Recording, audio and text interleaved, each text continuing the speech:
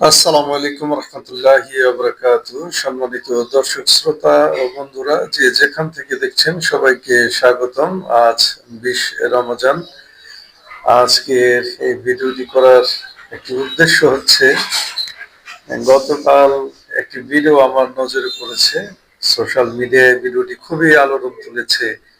আসেন আগে আমরা ভিডিওটি দেখি, তারপর বিস্তারিত কথা বলবো ইনশাআল্লাহ।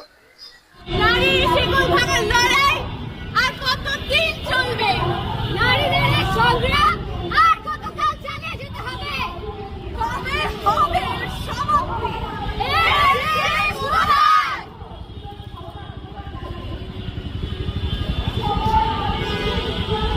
দর্শক শ্রোতা ও বন্ধুরা, আপনারা যারা এই ভিডিওটি দেখছেন, আমি এখানে যারা অবিবাহিত যুবক বন্ধুরা আমার এই ভিডিওটি যারা দেখছো, তাদেরকে আমি প্রশ্ন করি, তোমরা এই জায়গা থেকে কোন নারীকে জীবন সঙ্গী হিসেবে বেছে নিবে? তোমরা কি মনে করো যে এদের কাউকে জীবন সঙ্গী হিসেবে বেছে নিলে জীবন খুবই সুন্দর হবে? এই যে তারা রাস্তায় নামলো, রমজানের মাস, রোজার মাস, যেখানে শয়তান বন্দী থাকে, সেখানে তারা নিজেরাই রাস্তায় নেমে গেছে। তার মানে শয়তানের শয়তানি করার দরকার নাই। এখন আসো, ইসলামে এই নারীরা যে মর্যাদা চায়, ইসলাম কি সে মর্যাদা দিয়েছে? তার একটু অংশ, অল্প কিছু অংশ বর্ণনা করার চেষ্টা করি।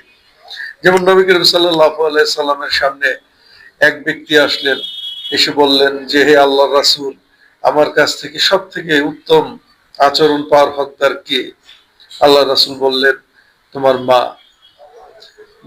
দ্বিতীয়বারও একই প্রশ্ন করলেন, তখন আল্লাহ রাসূল বললেন, তোমার কাছ থেকে উত্তম ব্যবহার, সদাচরণ পাওয়ার একমাত্র অধিকার তোমার মা। তৃতীয়বারও একই প্রশ্ন করলেন, আল্লাহ রাসূল বললেন, তোমার মা। চতুর্থবার যখন প্রশ্ন করলেন, তখন আল্লাহ রাসূল বললেন, তোমার পিতা। দেখেন দর্শক শ্রোতা বন্ধুরা, আল্লাহ রাসূল বলছেন যে তুমি তোমার পিতা মাতার মধ্যে সব থেকে বেশি সম্মান প্রদর্শন করবে তোমার মাকে, তোমার মাকে, তোমার মাকে। চতুর্থবার গিয়ে বলা হয়েছে তোমার বাবাকে।